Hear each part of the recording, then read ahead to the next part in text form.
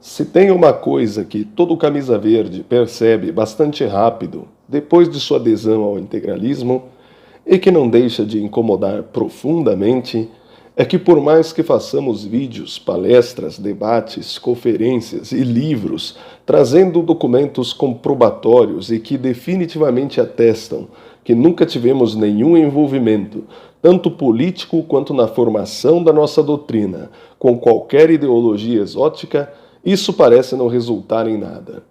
E nossos adversários continuam insistindo que somos algo como uma cópia desses movimentos. A insistência desses sujeitos em nos difamar, caluniar, baseados pura e simplesmente em achismos, e na repetição de velhas propagandas anti-integralistas, que são derrubadas ao ler-se os documentos mais básicos do nosso movimento, só se explica pela imoralidade de pseudo-historiadores que usam seus diplomas como armas de militância comunista, infelizmente, idiotizando pessoas em escala industrial. Acontece que todo integralista chega numa fase em que já não tem mais paciência para explicar para tantos papagaios da imprensa e tantos toscos que seguiam por ela o que é o integralismo verdadeiro. Parece que conversamos com portas. Nesse momento, alguns integralistas surgem com uma ideia que lhes parece muito genial. Abre aspas. Por qual motivo não fazer um movimento com as mesmas ideias, sem dar o mérito delas aos autores e sem usar os símbolos que a representam? Fecha aspas. Essa ideia é muito comum e não é necessariamente ruim. Atualmente, existem muitos grupos que já fazem isso. Alguns que saíram da doutrina integralista diretamente, outros com os quais temos profunda similitude, mas que não nasceram a partir da nossa doutrina, como são os distributistas. É realmente muito grande o número de pessoas e movimentos que repercutem fragmentos da nossa posição, seja porque nos conhecem e decidiram agir assim, abre aspas, ocultando a fonte, fecha aspas, ou porque simplesmente chegaram às mesmas conclusões que nós, mas chegaram sozinhos. Mas adivinha o que acontece a todos esses grupos e pessoas e que os faz comumente semelhantes a nós? Todos eles, indistintamente, são chamados de fascistas, com a única diferença ficando no fato de nós enfrentarmos esses caluniadores, agressores da verdade, há quase um século. No final das contas, quem acha que adiantará ocultar as fontes e criar um, abre aspas, novo movimento político, fecha aspas, se deixará pautar pelo adversário. Além disso, adivinhem só, nossos inimigos sabem, com toda certeza, que não somos uma cópia dessas ideologias exóticas. Eles não são burros, leram as obras de Plínio Salgado e detestam-na justamente pelo seu ineditismo. Sabem que os integralistas lutaram contra os nazistas não apenas no Brasil, como no Atlântico e na Itália durante a Segunda Guerra. Mas então, por que continuam a nos atacar? Simplesmente porque é um método, é eficiente e não é método novo.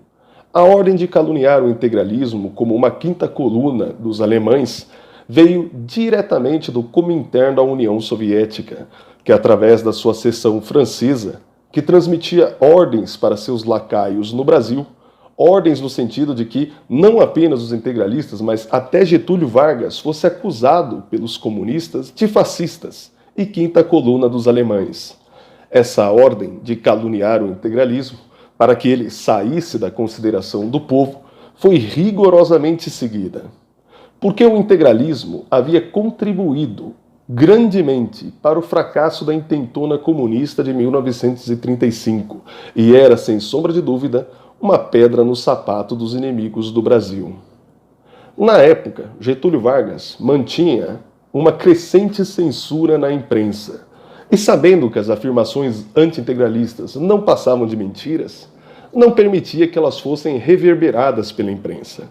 Mas conforme Getúlio foi constrangido a fechar o integralismo por Roosevelt, que temia que o Brasil se tornasse um país soberano no seu quintal, E vendo-se paulatinamente distante dos ideais integralistas, principalmente pela implantação da ditadura do Estado Novo, Getúlio começou a ver os integralistas como uma ameaça. Quando em 1937 os integralistas invadem o Palácio da Guanabara para restabelecer a Constituição, no que foi o último capítulo da Revolução Constitucionalista do Brasil, Getúlio, fazendo uso da máxima, abre aspas, o inimigo do meu inimigo é meu amigo, fecha aspas, dá aval e incentivo para a propaganda anti-integralista. E para evitar qualquer defesa, manda prender e assassinar centenas de membros, mesmo simpatizantes do movimento. Foi dos calabouços da ditadura varguista que surgiram as, abre aspas, provas, fecha aspas, contra o integralismo.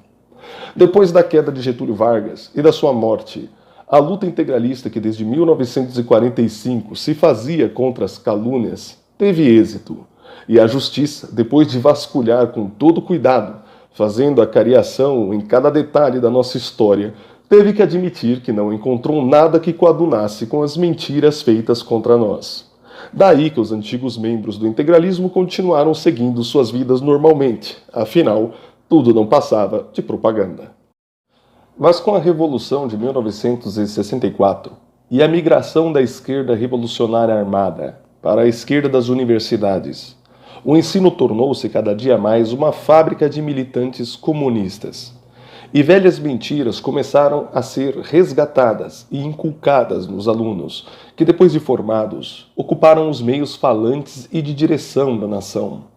De modo que, não fosse o avanço da tecnologia, todos nós ainda acreditaríamos em anedotas do marxismo acadêmico, que num revisionismo de quinta categoria, quiseram minar a história monárquica do Brasil, inventaram 1000 anedotas sobre a Igreja, principalmente repaginaram sua luta pela ditadura do proletariado no período militar para, abre aspas, luta pela democracia, fecha aspas, e quiseram fazer de assassinos como Che Guevara, Marighella e tantos outros heróis para os nossos jovens. É claro que nesse contexto o integralismo não sairia ileso, mas também nós temos obtido êxito em mostrar a verdade neste campo. Mas veja, é uma luta muito difícil.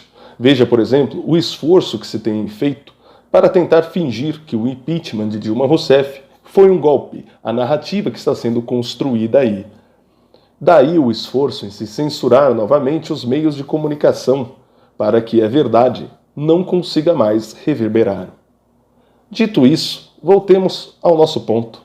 Por qual motivo fazer um movimento com as mesmas ideias, sem dar o mérito delas aos autores e sem usar os símbolos que a representam? Primeiro, vocês estão se pautando por um inimigo que sabe muito bem quais são suas ideias.